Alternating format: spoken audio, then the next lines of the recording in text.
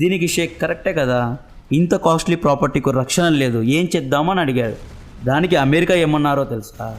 షేక్, మా దగ్గర ఒక ఐడియా ఉంది.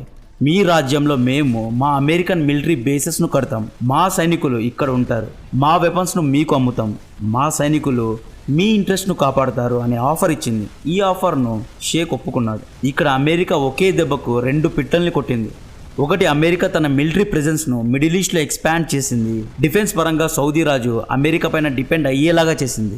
డిఫెన్స్ ఆయుధాలను రాజుకు అమ్మి డబ్బులు కూడా సంపాదించింది. రెండో వైపు అమెరికా యూదులతో కూడా ఎంగేజ్ అయింది.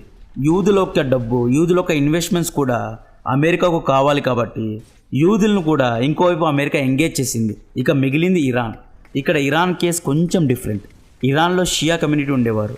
1908లో సౌదీ కంటే ముందే ఇరాన్లోని మస్జిద్ సులేమాన్ ఆయిల్ ఫీల్డ్లో మొట్టమొదటిసారి ఆయిల్ నిల్వలు కనుక్కున్నారు.